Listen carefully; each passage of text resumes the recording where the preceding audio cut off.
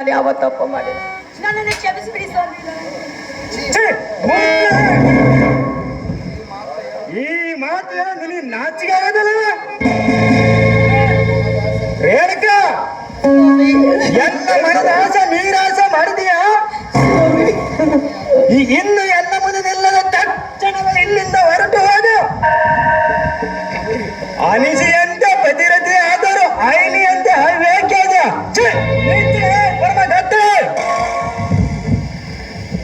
ನಿಮ್ಮನ್ನು ಆಗಲಿ